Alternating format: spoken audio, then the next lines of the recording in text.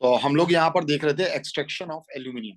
Aluminium का मैंने आपको बताया था एटॉमिक नंबर 13 होता है, एटॉमिक वेट 27 होता है, वैलेंसी 3 होती है, स्पेसिफिक ग्रेविटी 2.2 होती है, इलेक्ट्रॉनिक कन्फिग्रेशन 283 होता है, थर्ड पीरियड में होता है, ग्रुप थर्ड ए यानी 13 ग्रुप में होता है, मोस्ट एबंडेंट मेटल इन अर्थ क्रस्ट, हाईली रिएक्टिव होता है, तो आपका ये फ्री नेचर में नहीं पाया जाता है।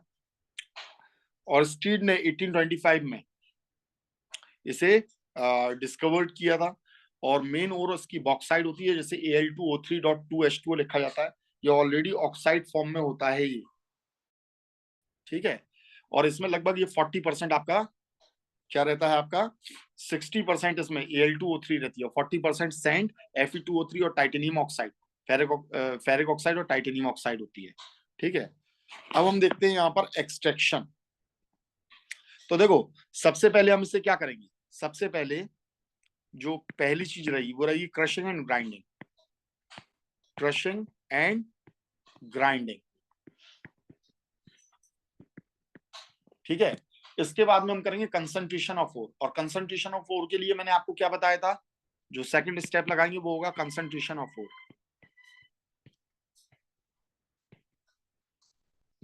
ओर, या जिसे हम ड्रेसिंग ऑफ ओर भी कहते हैं, ठीक है ना। और इसके लिए हम कौन कौन से मेथड लगाते हैं, तो मैंने आपको बताया था ग्रेविटी सेपरेशन लगाते हैं, हाइड्रोलिटिक मेथड लगाते हैं, ठीक है, फ्रॉथ फ्लोटेशन प्रोसेस लगाते हैं, और चौथा हम लोग केमिकल मैग्नेटिक सेपरेशन लगाते हैं, और पांचवा केमिकल मेथड होता है।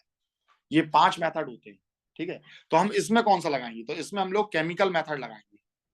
कौन सा लगाएंगे, केमिकल मेथड लगाएंगे।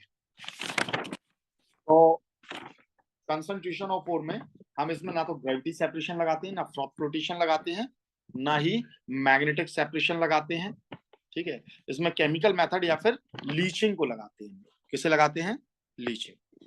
तो concentration of ore is done by chemical method और लीचिंग। केमिकल मेथड या लीचिंग में हम लोग क्या करते हैं, तो सबसे पहले हम लोग क्या करते हैं, ये जो हमारी ओर होती है क्रश्ड ओर, क्रश्ड ओर, इसे हम लोग हीट करते हैं अंडर प्रेशर, इसे हम लोग हीट करते हैं। और कैसे, अंडर प्रेशर। और किसके साथ में हीट करते हैं, तो हम लोग इसे हीट करते हैं कास्टिक सोडा के साथ में। क्रश्ड ओर में कास्टिक सोडा यानी सोडियम हाइड्रोक्साइड को मिलाते हैं, इसे हम बोलते हैं कास्टिक सोडा। मैंने आपको बताया था कास्टिक पोटाश भी होता है, कास्टिक सोडा भी होता है। कास्टिक सोडा, कास्टिक मतलब OH और सोडा मतलब सोडियम, कास्टिक पोटाश मतलब पोटेशियम हाइड्रोक्साइड, कास्टिक सोडा मतलब सोडियम हाइड्रोक्साइड। इसे हम हीट करते हैं 2 to 8 आवर्स तक, 2 से लेके 8 घंटे तक हम इसे गर्म करते हैं, ठीक है ना। और कितने टेम्परेचर पर, लगभग 140 डिग्री सेंटीग्रेड से लेकर 150 डिग्री सेंटीग्रेड तक। और इसी मेथड को हम क्या कहते हैं, हम इसे लीचिंग कहते हैं, ठीक है।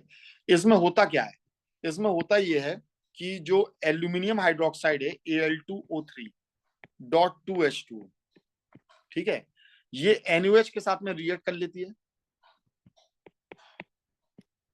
ठीक है। आपको मालूम होना चाहिए, मैंने आपको बताया था कि कुछ एक आपके, देखो जो मेटलिक ऑक्साइड होती है वो बेसिक होती है हमेशा। मेटलिक ऑक्साइड कैसी होती है, थोड़ी सी अलग हटके मैं ये बात बता रहा हूं। जो मेटलिक ऑक्साइड होती है ये बेसिक होती है नेचर में, बेसिक। पानी डालोगे तो ये बेस का फॉर्मेशन करेंगी, तो इसका मतलब दे does not react with base, does not react with base. क्यों, क्योंकि ये तो खुद बेस है, तो ये एसिड के साथ तो रिएक्ट कर लेंगी, लेकिन ये बेस के साथ रिएक्ट नहीं करती, ठीक है। और जो नॉन मेटलिक ऑक्साइड होती है, नॉन मेटलिक ऑक्साइड होती हैं, ये नेचर में कैसी होती हैं, ये एसिडिक होती हैं। तो एसिडिक होती हैं तो ये एसिड के साथ रिएक्ट नहीं करती, do not react with acid, ये बेस के साथ रिएक्ट करती हैं, नॉन मेटलिक ऑक्साइड। तो एल्यूमिनियम ऑक्साइड यहाँ पर ये जो आपकी पाई जा रही है ये मेटलिक है, तो ये बेस के साथ रिएक्ट नहीं करेगी। लेकिन मैंने बताया थी कुछ एक आपके मेटल्स जो रहते हैं वो एम्फोटेरिक होते हैं, कुछ मेटल्स जो रहते हैं वो कैसे होते हैं, एम्फोटेरिक। और एम्फोटेरिक का मतलब क्या होता है, जो मेटल और एसिड और बेस दोनों के साथ रिएक्ट कर जाती है। कौन कौन होते हैं? सब जन की आस सुनो प्रभु अल्लाह, ठीक है। तो एसबी क्या हो गया? एसबी क्या है भाई? एंटीमनी है, Zn जिंक है, As आर्सेनिक है, Sn टिन है, Pb लेड है और Al एल्यूमिनियम है। तो एल्यूमिनियम एम्फोटेरिक है, इसलिए इस NaOH के साथ रिएक्ट कर रहा है और ये रिएक्ट करके अपना सोडियम एल्यूमिनेट का फॉर्मेशन करता है। किसका फॉर्मेशन करता है? NaAlO2। अब क्योंकि ये सोडियम का कंपाउंड बन गया है, ये अभी तक क्या था? इनसॉल्युबल, और अब ये क्या हो गया है? सॉल्युबल। क्योंकि ये सोडियम का कंपाउंड बन गया तो ये सॉल्युबल हो गया। मैंने केमिकल मेथड में बताया था कि आप कोई ऐसा रिएजेंट से इसे रिएक्ट कराते हो जिसमें आपका ये सॉल्युबल हो जाए, तो ये सॉल्युबल हो जाएगा, फिर आप इसे फिल्टर कर लोगे, इम्प्योरिटी सब पिक जाएंगी और आपका मेटलिक कंपाउंड रिएजेंट के अंदर सॉल्युबल है। फिर आप कुछ ऐसी प्रोसेस करोगे कि ये फिर से क्या हो जाए? इनसॉल्युबल हो जाए। यही प्रोसेस तो करनी है, ठीक है। जैसे मैंने आपको बताया था कि नमक है, नमक पानी में गिर गया, सॉरी उसमें मिट्टी में गिर गया, अब आपको नमक को अलग करना है तो आप पानी के अंदर डाल दो। नमक पानी के अंदर क्या हो गया? घुल गया, मिट्टी नहीं घुली है, आपने इसे छान लिया, फिल्टर कर लिया। तो पानी के अंदर नमक था तो वो तो फिल्ट्रेट के साथ चला गया, और फिल्ट्रेट को आपने लिया और कोई ऐसी प्रोसेस कर ली कि ये नमक फिर से मिल जाए। जैसे हमने उसे हीट कर दिया तो पानी उड़ गया और नमक आपको वापस मिल गया। तो बिल्कुल सेम ऐसी ही कुछ प्रोसेस हम यहाँ पर लगाते हैं। पहले हम इसे इनसॉल्युबल से सॉल्युबल कर लेते हैं, तो ये सॉल्युबल हो गया, ठीक है। अब ये जो बॉक्साइड थी, अब ये इसके अंदर सॉल्युबल हो गई ना, बॉक्साइड इज सॉल्युबल। तो इसने सोडियम मेटा एल्यूमिनेट का फॉर्मेशन कर लिया, सोडियम मेटा एल्यूमिनेट का फॉर्मेशन कर लिया है, ठीक है। सोडियम मेटा एल्यूमिनेट का फॉर्मेशन कर लिया जो कि आपका डिसॉल्व हो गया है, ठीक है। और यहां पर इनसॉल्युबल इंप्योरिटीज आपकी रह गई है, इनसॉल्युबल इंप्योरिटीज रह गई हैं आपकी, ठीक है। और इन इनसॉल्युबल इंप्योरिटीज को हम कहते हैं रेड मड। रेड मड क्यों कह रहे हैं ये भी थोड़ा सा आपको याद रखना है, क्योंकि इसमें आपकी फेरिक ऑक्साइड मौजूद होती है और फेरिक का कलर क्या होता है? रेड होता है। तो फेरिक ऑक्साइड की वजह से इसमें आपका रेड कलर आ जाता है, ठीक है। और कुछ इसमें आपकी सॉल्युबल इंप्योरिटीज में फेरिक ऑक्साइड होती है, प्लस कुछ एक सैंड होती है और तमाम चीजें होती है, ठीक है। अब इसका हम कर लेंगे फिल्ट्रेशन। क्या करेंगे? फिल्ट्रेशन कर लेंगे। तो फिल्ट्रेशन करोगे तो फिल्ट्रेशन करने पर हमें यहाँ पर मिल जाएगा फिल्ट्रेट। फिल्ट्रेट यानी कि वह लिक्विड पार्ट जिसका फिल्ट्रेशन कर लिया हमने, तो फिल्ट्रेट मिल गया आपको, ठीक है। और बाकी आपका रेड मड वगैरह, यानी जो आपकी रेड मड थी, इसे आपने अलग कर लिया, ठीक है। अब आपने क्या किया कि फिल्ट्रेट में आपका कौन मौजूद है बेटा? सोडियम मेटा एल्यूमिनेट, पानी के अंदर घुला हुआ, ठीक है। अब इसे हमने फिर से ठंडा कर लिया, इसे हमने कूल किया। इसे कूल कितना किया? बहुत ज्यादा कूल नहीं किया, सिर्फ 50 डिग्री सेंटीग्रेड टेम्परेचर तक हमने इसे कूल किया, ठीक है। और फिर हमने इसमें क्या कर दिया? फिर हमने इसमें पानी मिला दिया, देन एड वाटर। या पानी मिलाकर ही 50 डिग्री सेंटीग्रेड तक हम इसे क्या कर लें? ठंडा कर लें। H2 पानी मिला लिया, तो जैसे ही पानी मिलाओगे तो देखो NaAlO2, यही तो मिला था आपको, सोडियम मेटा एल्यूमिनेट। इसमें आपने क्या मिलाया? पानी मिलाया, और जब आपने इसमें पानी के दो मॉलिक्यूल्स मिलाए तो Na ने वापस OH बना लिया और यहाँ आपको एल्यूमिनियम हाइड्रोक्साइड वापस मिल गई। NaOH तो पानी में सॉल्युबल है, सोडियम का कंपाउंड है, एल्यूमिनियम हाइड्रोक्साइड इनसॉल्युबल हो गई और ये पीपीटी के रूप में मिल गया, प्रेसिपिटेट के रूप में। पीपीटी लिख दें? PPT stands for precipitate. ये प्रेसिपिटेट के फॉर्म में आपको मिल गया। अब आपने इस प्रेसिपिटेट को एक बार फिर से फिल्टर किया, और फिल्टर करके ये जो पार्ट था फिल्ट्रेट के अलावा, जो पीपीटी आपको मिला था, पीपीटी को आपने अलग निकाला, इसे आपने वॉश किया, ड्राई किया, ठीक है, और इसे इग्नाइट कर दिया, ठीक है। 1000 डिग्री सेंटीग्रेड टेम्परेचर पर, 1000 डिग्री सेंटीग्रेड टेम्परेचर पर इग्नाइट कर दिया। तो अब यहां से आपको मिल जाएगा कौन? एल्यूमिना, Al2O3 मिल जाएगा, जिसे अपन बोलते हैं एल्यूमिना। अब ये एल्यूमिनियम ऑक्साइड आपको यहां पर मिल गई। ये सब कैसे हुआ था जरा समझ लेना। सबसे पहली बात तो सोडियम मेटा एल्यूमिनेट बन गया, ये बात तो समझ में आ गई कि नहीं आई आपको? कैसे जरा समझो। यहां पर Al2O3 था, Al2O3 को जरा मैं ऐसे लिख लेता हूं, Al2 और ये हो गया O3, सभी ऑक्सीजन पे -2 -2 -2 यानी -6 हो गया, ये +3 ये +3 ये +6 हो गया। ठीक है, इस तरीके से बैलेंस था पूरा। अब जैसे यहां सोडियम आकर लगा तो यहां हो गया एक एल्यूमिनियम के साथ 2 ऑक्सीजन, तो -2 कितना हो गया -4, और ये कितना है +3। तो अभी भी एक प्लस की वैलेंसी बाकी है कि नहीं है इसे पूरा बैलेंस करने के लिए। तो हमने यहाँ पर क्या लगा दिया, एक सोडियम लगा दिया। तो अब देखो ये हो गया +4 और यहाँ कौन है -4, तो इसी को सोडियम मेटा एल्यूमिनेट कह दिया हमने। क्या कह दिया हमने? तो ये सोडियम मेटा एल्यूमिनेट का फॉर्मेशन हो गया। अब हमने क्या किया, जब ये इसके अंदर डिसॉल्व हो गया तो हमने रेड मड को अलग कर लिया और ये डिसॉल्व पार्ट था। अब डिसॉल्व पार्ट था तो अब हमने यहाँ पर पानी मिला दिया। क्या मिला दिया? पानी। तो अब हम इसमें मिलाएंगे पानी। कितना पानी मिलाएंगे? 2 H2O मिलाएंगे, H2O और H2O। तो देखो एक सोडियम एक OH को लेगा और क्या बनाएगा? NaOH का फॉर्मेशन करेगा। ठीक है, और यहां पर देखो ये एक OH है,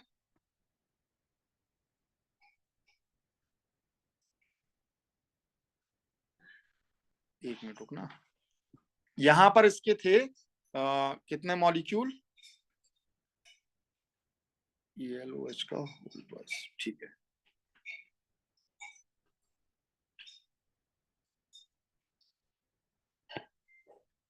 एक NaOH बना है और यहाँ पर एल्यूमिनियम हाइड्रोक्साइड का होल थ्राइस होगा। सॉरी ये गड़बड़ लिख दिया मैंने, वही मैं कह रहा कि ये क्या हो गया, OH का होल थ्राइस। 2 पानी के मॉलिक्यूल डाले, H2O H2O।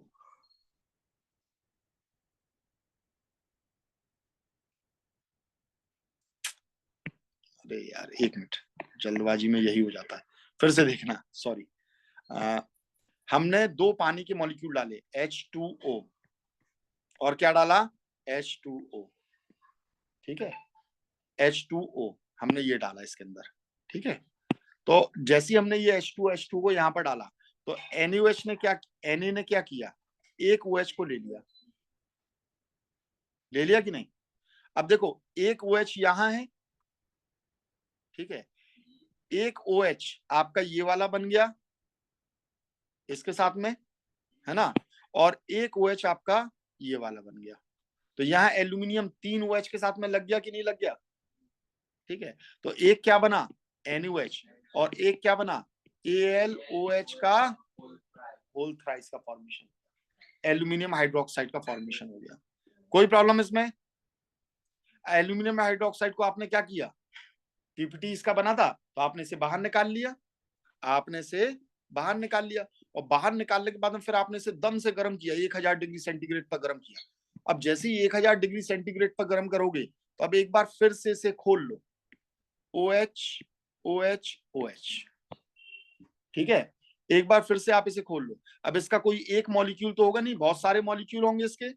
तो ये पानी कब तक निकालेगा? ये पानी तब तक निकालेगा जब तक कि इसमें क्या ना बचे, हाइड्रोजन नहीं बचे।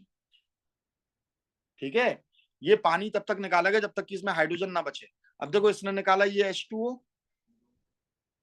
एक, लेकिन अभी भी एक हाइड्रोजन बचा है, तो एक हाइड्रोजन बचा है तो हमें एक और मॉलिक्यूल लेना पड़ेगा, AlOH का होल थ्राइस।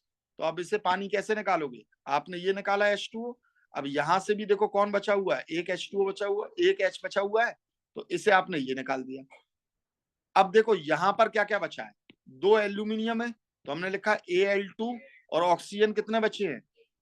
3, तो Al2O3 का फॉर्मेशन होगा, और इसे हमने क्या बोल दिया, इसे हमने बोल दिया एल्यूमिना। ये एल्यूमिनियम है। कोई प्रॉब्लम इसमें?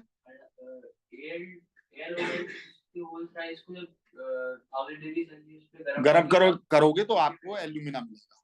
ठीक है भाई, और यहां पर जो फिल्ट्रेट है जिसमें आपका कौन मौजूद है, सोडियम हाइड्रोक्साइड प्रेजेंट है। कौन प्रेजेंट है, ये वाला। इसे आप एक बार फिर से यूज कर सकते हो, कहां पर, कैन बी रीयूज्ड, इसे फिर से रीयूज कर सकते हो। अच्छी बात ये, तो आपको बार बार आपको NaOH डालने की जरूरत नहीं पड़ेगी।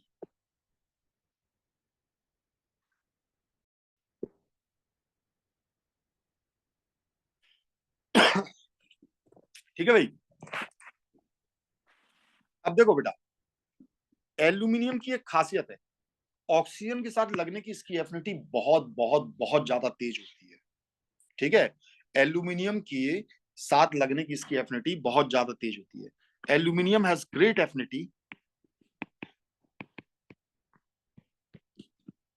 has great affinity to combine with oxygen। Oxygen के साथ इसकी लगने की एफिनिटी बहुत ज्यादा तेज होती है।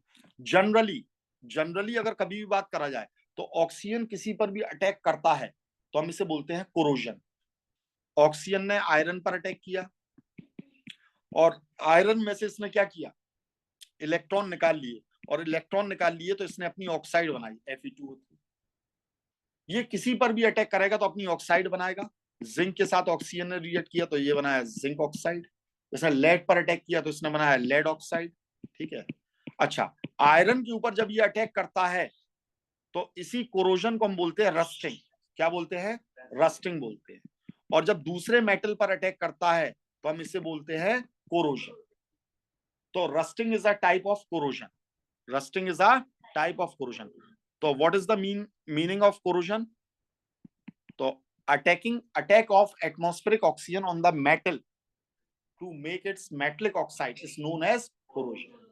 और ऑक्सीजन सारे मेटल्स को ऐसा क्यों करता है, ऐसा इसलिए करता है कि आपने यहां पर जैसे ये मेटल लिया, सपोज करो आपने ये आयरन का यहां पर ये मेटल लिया, ठीक है, तो इसकी सरफेस पर ये अटैक करेगा, ये इसकी सरफेस पर अटैक करेगा, और सरफेस पर जब ऑक्सीजन अटैक करेगा तो ऊपर से क्या बनाएगा, अपनी मेटलिक ऑक्साइड का फॉर्मेशन करेगा।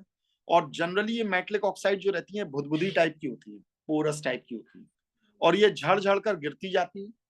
ठीक है ना, ये श्रेड ऑफ हो जाती है, श्रेड ऑफ हो जाती है। ठीक है, और जब ये झड़कर गिरती जाएंगी तो नई सरफेस आती जाएगी, फिर उस नई सरफेस से फिर से ऑक्सीजन अटैक करेगा तो ये आपकी झड़ झड़ कर ऐसे गिरती जाएंगी नीचे, ये सब गिरती जाएंगी ऐसे नीचे, और पूरे मेटल को ये क्या कर देगा, कोरोड कर देगा या रस्टिंग कर देगा, आयरन होगा तो। ठीक है, और पूरे को कहां मिला देगा, जमीन में मिला देगा। क्योंकि इसकी जो यहां पर मेटलिक ऑक्साइड बनेगी, metallic oxide is a different compound from metal, metal से बिल्कुल ही अलग होती है। आयरन कैसा होता है, बहुत ठोस, बहुत सॉलिड होता है, भूसा मार के तोड़ लोगे क्या, नहीं तोड़ पाओगे। लेकिन इसकी रस्ट कैसी होती है, हाथ से ही तोड़ दोगे आप, हाथ से ही तोड़ दोगे, तो वो एक डिफरेंट कंपाउंड है। तो इस तरीके से मेटल के ये कंपाउंड बनाकर जमीन में गिरा देता है। इससे ये शो होता है कि आयरन जो है आपकी वो कैसी है, बहुत रिएक्टिव है, ऑक्सीजन तुरंत इस पर अटैक करके बेकार कर दे रहा है। ठीक है, हर एक कोरोजन में लगभग ऐसे ही होता है, पर एल्यूमिनियम के कोरोजन में जस्ट उल्टा होता है। एल्यूमिनियम की लेयर जो रहती है वो भी ऑक्सीजन से रिएक्ट करके एल्यूमिनियम ऑक्साइड बनाती है, पर ये जो इसकी लेयर बनती है ना, ये लेयर कैसी होती है, ये लेयर झड़कर गिरती नहीं है, it does not shed off, ये गिरती नहीं है, याद रखिएगा। ठीक है ना, ये उल्टा क्या करती है, ये उल्टा इसके ऊपर और कस के चिपक जाती है, तो ये अंदर के मेटल को कोरोड नहीं होने देती है। ठीक है, it sticks on surface and prevents further corrosion, further corrosion, further corrosion को आपकी ये रोकती है, फर्दर कोरोजन नहीं होने देती है। ये प्रॉपर्टी इंसान ने देखी तो इंसान ने कहा ये तो बहुत ही अच्छी चीज है, तो उन्होंने एल्यूमिनियम को पेंट्स में मिलाना चालू कर दिया। मेटल ब्रिज वगैरह पर जो देखोगे, जो आपके रेलवे वगैरह के ब्रिज बने रहते हैं, उन ब्रिज पर आपने देखा होगा एल्यूमिनियम के कलर की आपकी सिल्वर कलर की यहाँ पर कोटिंग होती है, व्हाइटिश थोड़ी सी, तो वो एल्यूमिनियम की होती है। उन्होंने एल्यूमिनियम को कोट कर दिया या इलेक्ट्रोप्लेटिंग करके एल्यूमिनियम की लेयर को चढ़ा दिया, तो उसकी सिर्फ ऊपर की लेयर पर ऑक्सीजन लगेगी और फर्दर कोरोजन को वो रोकेगी, अंदर वो ऑक्सीजन को जाने नहीं देगी, और जाने नहीं देगी तो अंदर का मेटल क्या नहीं होगा, कोरोड नहीं होगा। ये बहुत अच्छी प्रॉपर्टी है इसकी एल्यूमिनियम की, इसीलिए एल्यूमिनियम के फर्नीचर्स वगैरह खराब नहीं होते। एल्यूमिनियम लाइट वेट है, खराब भी नहीं होता है, लाइट वेटेड है, और अच्छा खासा स्ट्रॉन्ग भी होता है, बहुत स्ट्रॉन्ग होता है, ठीक है ना, और हल्का भी होता है। इसीलिए जो आपके एरोप्लेन्स वगैरह रहते हैं वो सब किससे, एल्यूमिनियम से ही बनते हैं, क्योंकि लोहे से बनाओगे तो उनका वेट ही इतना हो जाएगा कि वो उड़ नहीं पाएंगे, ठीक है। तो एल्यूमिनियम का मोस्टली जगह पर यूज होता है, जितने पैनल्स वगैरह बनते हैं वो सब भी एल्यूमिनियम के बनते हैं, ठीक है। बात समझ में आ रही है? तो एल्यूमिनियम एक तो हार्ड भी होता है, दूसरा आपका वो हल्का भी होता है। It is light, aluminium is hard and light in weight. तो वेट में हल्के होने की वजह से इसके बहुत सारी एप्लीकेशंस हो जाती है, इससे फर्नीचर भी बनते हैं, एयरक्राफ्ट्स भी इससे बन रहे हैं, सारी चीजें इससे हो रही हैं, पेंट वगैरह में भी इसका यूज हो रहा है। पर जो चीज बहुत अच्छी है,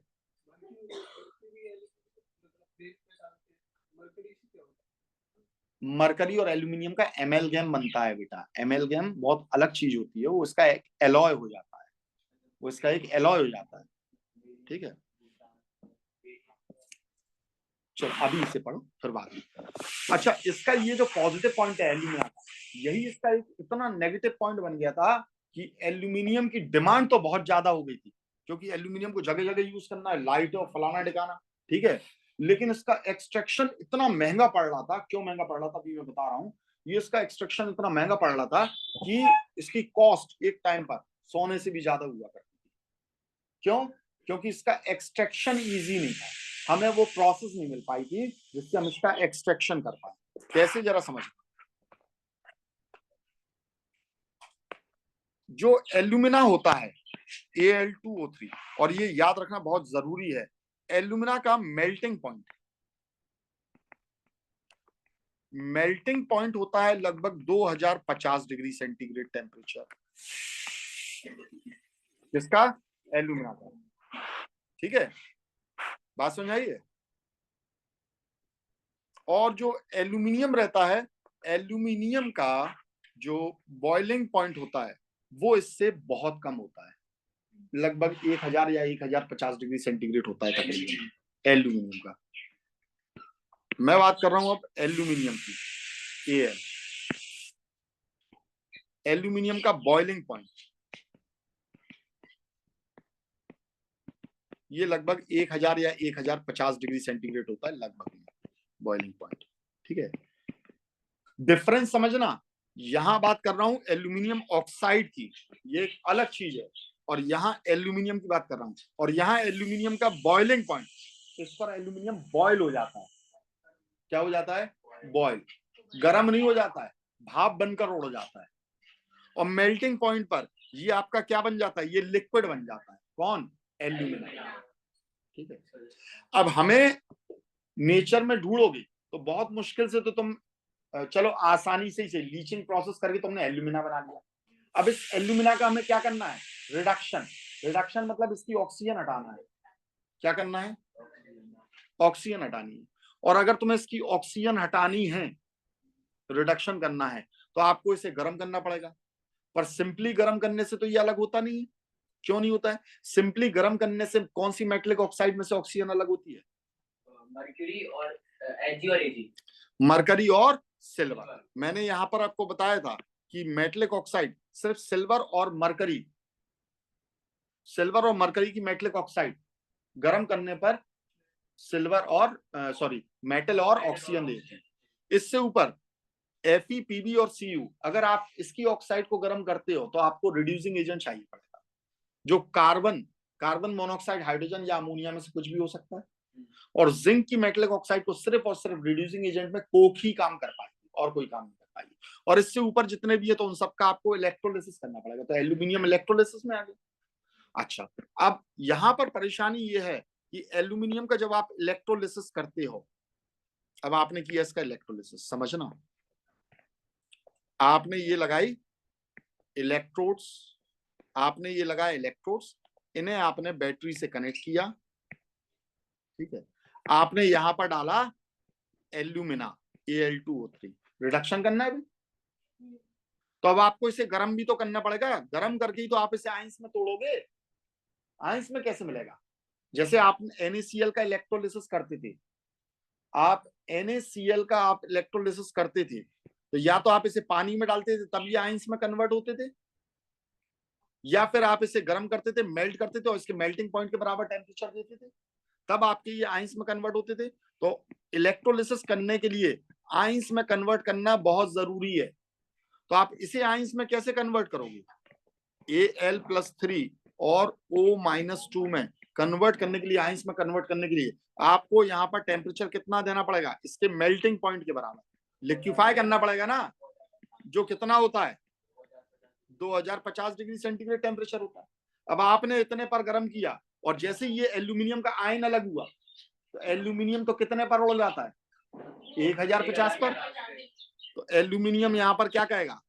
इतना टेम्परेचर, ओफो, 1050 से भी ज्यादा टेम्परेचर, ये तो हमारे लिए फेवरेबल है। विक्रम बोला, बेताल उड़ा, टाटा बाय बाय करके ये उड़ जाएगा। और ये उड़ जाएगा तो बड़ी मुश्किल से एल्यूमिनियम जो मिलेगा, तो वो बहुत जरा सी अमाउंट में मिलेगा। अगर मिलेगा भी, बहुत कोशिश भी करोगे तो एल्यूमिनियम मिलेगा तो बहुत जरा से अमाउंट में मिलेगा।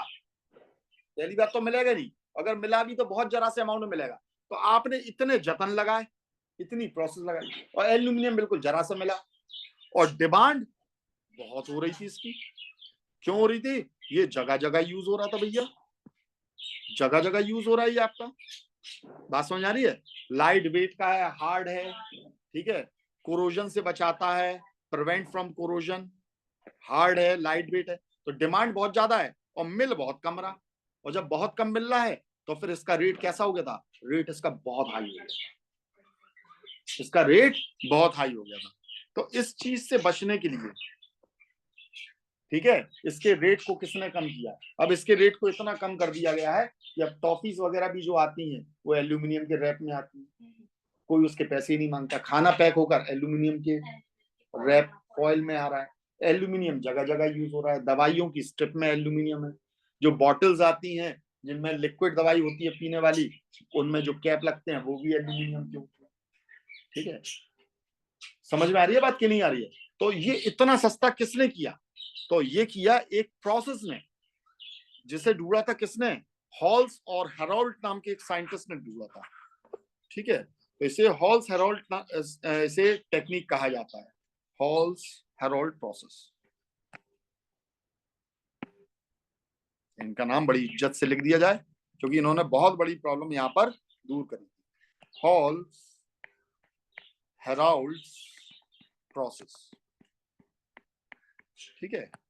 अब ये एक थे या दो आदमी थे ये नहीं मालूम, वैसे हॉल्स नहीं ढूंढा था, ठीक है।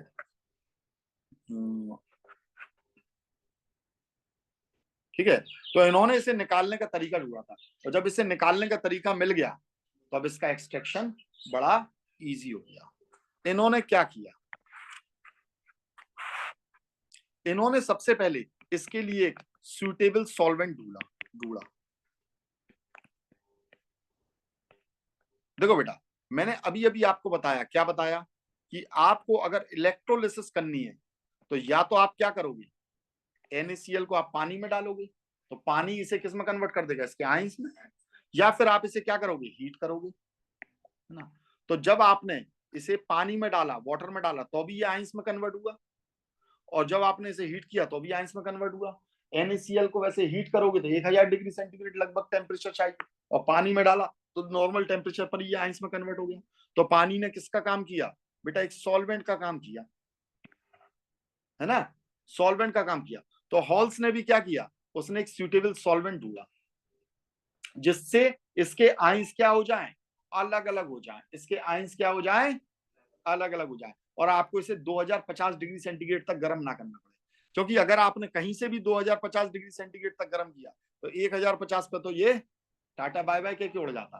तो इससे हमें कम पर ही गर्म करना पड़े, हम ऐसा सॉल्वेंट ढूंढे। तो उन्होंने एक बहुत अच्छा सॉल्वेंट यहां पर ढूंढा है, ठीक है, जो कि एल्यूमिनियम की एक दूसरी ओर में ही मिलता है, found in another ore of aluminium. तो एक अच्छी बात क्या हो गई, जो इसका सॉल्वेंट है वो एक ऐसी ओर में मिल रहा है जिसमें ऑलरेडी और एल्यूमिनियम है। तो अब एल्यूमिनियम के, तो यहाँ तो अब हमारा क्या हो गया, एल्यूमिनियम का जो हम अमाउंट चाह रहे थे वो तो डबल हो गया। बात समझ आ रही है? तो अच्छी बात तो यही हुई है। और वो क्या थी एल्यूमिनियम की ओर, वो थी Na3Al(F6), जिसे हम बोलते हैं क्रायोलाइट। क्या बोलते हैं? क्रायोलाइट। ठीक है। जब इन्होंने करंट दिया किसे, मोल्टन मिक्सचर ऑफ एल्यूमिनियम को, तो यहां पर एल्यूमिना इन्होंने डाला। अब इन्होंने एक मिक्सचर तैयार किया एल्यूमिना का, जिसमें एल्यूमिना थी 20%, क्रायोलाइट थी आपकी 60%। ठीक है ना। और साथ में कैल्शियम फ्लोराइड भी डाला। कैल्शियम फ्लोराइड का क्या काम है अभी मैं बताऊंगा आपको। कैल्शियम फ्लोराइड डाला, जो कि कितनी थी, 20% थी। ठीक है। एल्यूमिना का फॉर्मूला आप जानते हो क्या है, Al2O3। ठीक है। क्रायोलाइट का फॉर्मूला आप जानते हो क्या है, Na3Al(F6) है। ठीक है। और कैल्शियम फ्लोराइड का फॉर्मूला क्या है, CaF2। ठीक है। ये तीनों का मिक्सचर है 20-60-20। क्रायोलाइट बस 60% डालना है, बाकी एल्यूमिनियम और कैल्शियम फ्लोराइड ये 20-20% डालना है। तो ये मिक्सचर का परसेंटेज भी याद रहेगा कि नहीं रहेगा? ठीक है। तो जब इन्होंने इस मिक्सचर पर करंट पास किया तो उन्हें शाइनी ग्लोब्यूल्स दिखाई दिए। वो किसके थे? एल्यूमिनियम के थे। ठीक है।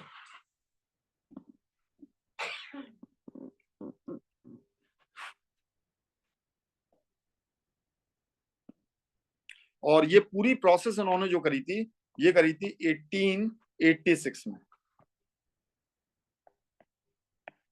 ठीक है। 23 फरवरी की बात थी। तो एक अच्छा खासा ये एक जिसे कहा जाए एक बिग ब्रेक था। ठीक है ना। मतलब ब्रेकिंग न्यूज टाइप की थी उस टाइम की। ठीक है।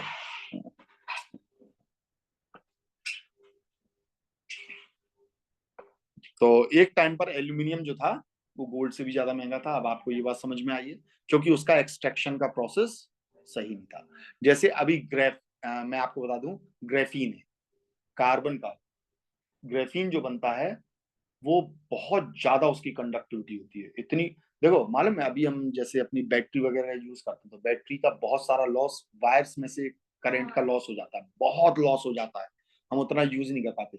ग्रेफीन जिस दिन अपन को मिल गया तो ये सारे लॉसेस रुक जाएंगे, क्योंकि वो सुपर कंडक्टिव होता है, बहुत अच्छी कंडक्टिविटी देता है, रेजिस्टेंस ना के बराबर होता है, और वो स्टील से भी ज्यादा स्ट्रॉन्ग होता है।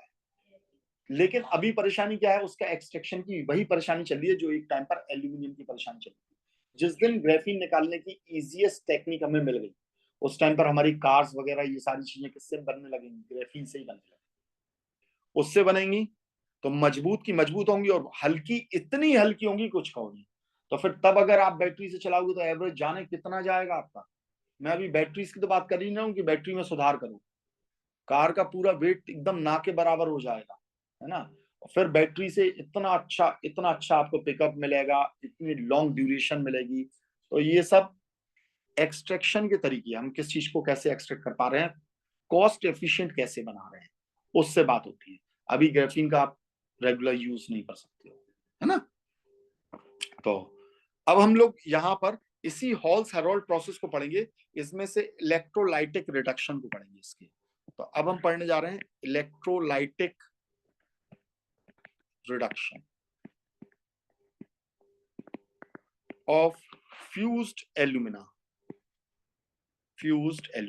अब पूरी रिएक्शंस के साथ में हम इसे देखेंगे कि इसका एक्सट्रैक्शन कैसे हुआ, कैसे नहीं हुआ, उसमें क्या प्रिकॉशंस लगते हैं, क्या। ठीक है। अब इसे अपन करेंगे।